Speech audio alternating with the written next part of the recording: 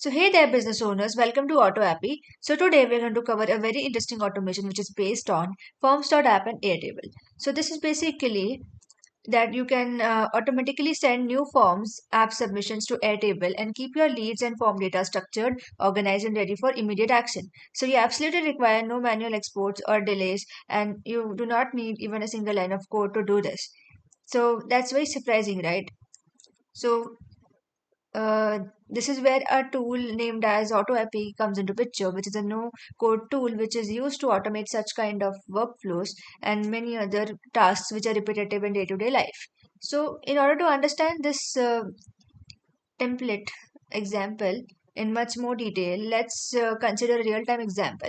Okay, so say that you have a forms.app sent to your potential customers and you also want that data you to be stored into your Airtable as and when every customer starts filling your forms. So if you had to do this without any automation, how this would happen? So it would actually be very tedious. We will have to go and check for each and every field one by one and store that into your Airtable and perform such activities at least more than 5 to 10 times. It's okay if you have more, 1 to 5 customers, but what if you had around 500 plus customers? So it would be very difficult, right? So in this case, AutoAppy is a resolver to this entire problem. So before heading towards the main automation for today, let's go to home page and which will take us to the landing page of AutoAppy and just give us a brief through of what AutoAppy is actually is.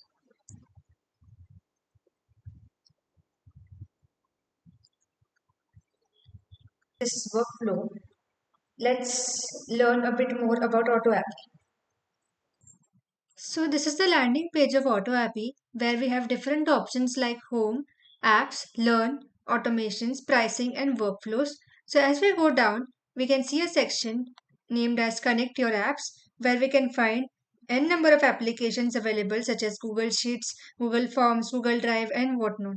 So that too also under different domains like AI, sales, CRM, customer support, etc.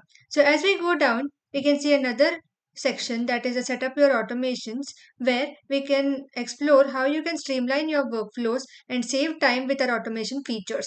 So in this section we have curated automation templates for you so that you can try out for yourselves and learn step by step how these automations work. So these also have a lot of domains like marketing, sales and CRM, customer support, HR management, and whatnot. So there are ample number of templates available like this. So now let's scroll down, and now we will be going through our pricing plans. So here these are our pricing plans such as the starter plan, essential plan, and the professional plan. So in the starter plan, as you can see, for absolutely zero per month, we are offering you 3000 tasks every month, unlimited workflows, unlimited team members, and whatnot. So what are you waiting for? Sign up for free and begin with your automations. So now we would be heading forward towards today's automation. So let's go to workflows. But before going to workflows, make sure that you have signed into AutoAppy and you have also connected your Google account to the same so that you can easily access your workflows and automations. So now let's go to workflows. Since I've already logged in, this is the dashboard which you will be taken to. And this has two options like import workflow and add workflow. So in import workflow, what happens is you have to actually import a ready-made JSON file, which you can easily get from the templates I just showed you right now. What you have to do is you just have to go to try it and go to the option known as export workflow. From there, you have to download that. So since I already have that downloaded file, I will be showing you how to import that. So just go to import workflow and upload any one. Like I have Typeform to HubSpot, or maybe we can just upload this one, forms.app to Google Sheet, and just say open. So yes, this is how the workflow is imported. So now let's go back to the workflows and delete this one using our CRUD operations because we do not need that right now. I just given it for a demo purpose. So now go to the actions And just you can see that these are the CRUD operations we have, like the export option, rename option, edit status, and delete. So each, which means like rename means you can simply change the name of your workflow, and export meaning you can export from here itself and save your JSON file. And next time when you come to this window, you can also import it from the import workflow. And in the edit status, we just have three statuses for every automation you create. So like these are the three ones, like live, pause, and draft. So after setting it to any of those status, just click confirm, and that status will be set for your automation. Let's go for add workflow and give it a name as dot app to Airtable, which is the automation we are going to cover from today. And this will open up interface which will prompt us to select a trigger application basically. So now you must be wondering, what is a trigger application, right? So trigger application is nothing but it acts as a starting node or a starting point of any workflow on which the entire automation depends upon. So you can simply consider it as a if condition, which only when satisfied only then goes to the next condition. So in our case, the first condition to be satisfied is that of a forms.app. With selecting the forms.app. So just search for forms.app and simply select it here, and it will open up a list of triggers. So for now, we have to select the new form submission as the task type and just say add first app. So this will add the node forms.app node to the AutoAPI canvas. So now we have to set this node up. So just go to the hamburger menu, and this will open up the setup window for the forms.app application. So now we can see that there is a webhook URL given here. Just copy it and now go to forms.app. So if you come down, you can see that there is list of setup instructions given, like how to set this webhook. So I will be showing for now how this takes place step by step. So let's log into forms.app account. But since I already have an account, I will just go to my forms.app and consider this same form which I already have. So I'll just click this and say edit. So these are the fields which I have taken in my form. So make sure you have an account. So now we need to set the webhook to forms.app. So for that we have to go to connect, and here we can find an webhook as an option. So just click edit. If we have I'll just delete this current webhook since I will show you how to add a webhook from scratch. So yes, it will look like this once there is no webhook available. So let's add one.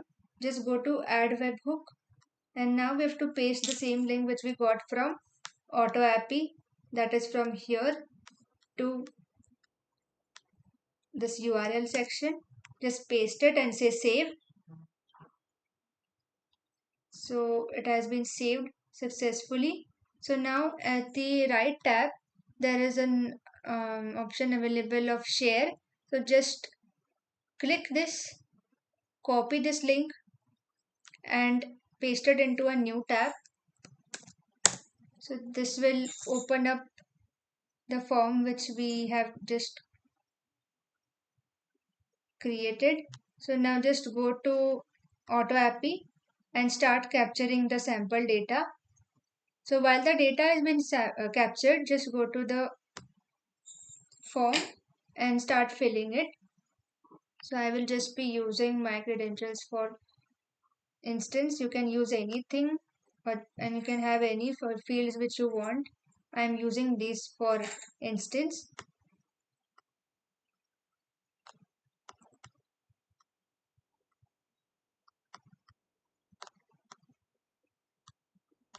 Say submit.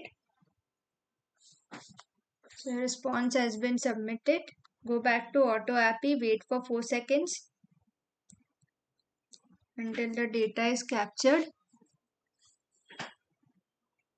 and say check status. So your data has been captured successfully. Here we can see that we have received the response and the node has been turned from draft to live. So now we are free to close this window. So this is it about setting this node. So now let's head on to add the action node. So now let's go and add the next action node, that is the Airtable. So just click plus and this will open up an interface like this, which will tell us to select our next action node, and then in our case the final action node will be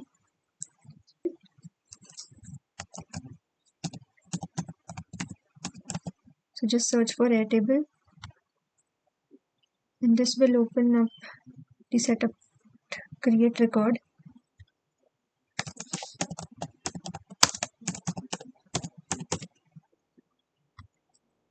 Say add node and say yes add node. So it has successfully added the node to our Auto API canvas. So now we will have to set this up. So this will give us two options of existing connection and create new connection. But since we are starting right from the scratch, let's go with create new connection. So here we'll give a name, maybe that's form.app API auth and then say connect with Airtable. So this will open this kind of an interface which will tell us to add all the resources and it will tell us also to select a base. So since I will be using the Auto API customer base, we'll go there and then we can just say grant access. So yes, the connection has been set up. So as you can see that I already have an Airtable account created with this particular Auto API customer base where I am storing the first name, last name and contact name and the email and the company. And yes, we also had one more column, right, which we have to add. We can always go back to forms.application and check out for our fields again, because these fields and those fields have to be same. So phone number is already there, but we need the description column. So for that, let's go back to the Airtable and we can always rename this column as a description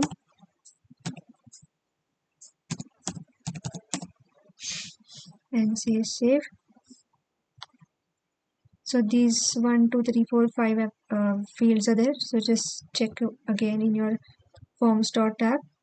So 1 2 3 4 and 5 total fields. So done, it's correctly mapped. So in order to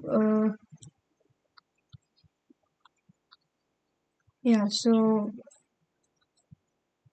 these are the fields rough overview I gave about what you have to be ready with in order to go forward with your automation. So for that, now let's go to Auto API and in the base name, in the configuration step, it will tell us to select a base name. So in that we have a Auto API customer base which we are going to use. So just select that from the drop down menu and in the table name, just select the customer feedback. And yes, we have retrieved the same columns from Airtable. As you can see, the same are retrieved. So now we will have to go and map this one by one. So just go to this data mapper and click plus. And here in the category, select forms.app, that's the previous node. So we are going to fetch all the previous node details inside this and map this. So it is saying customer name and it has stored it as full name, right? First name and last name. So let's search them one by one. So it was Varali. So we need this as the first input for the first name. So in the last name, we'll go for again forms.app and map it. Select this and say confirm.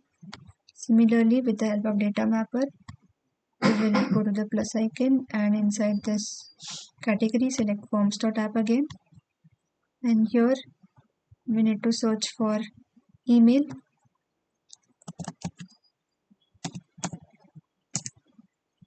So just select that and say confirm. Oh yeah, it was contact, right? So we can always just cut this and paste it to our email because it's going to be the same when we map here. So now we will first map our contact, and inside this go for your contact which you had filled in your form and say confirm. And in description column, go to the data mapper again and in the category select forms.app and here go and search for your description which you had entered.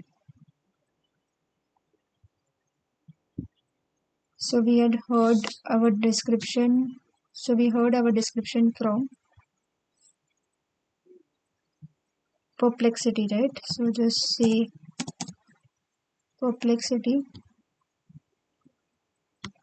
and say confirm. And here say submit. Data has been saved successfully. And then test this node. Hide sample data, show sample data. And here you go. You have already created this item record in Airtable without any single line of code. So let's go and verify that. So yes, it has taken it as an additional column. So now if you want to go and track the similar automations with some other contact, you can always go and create a new form and fill in some different name.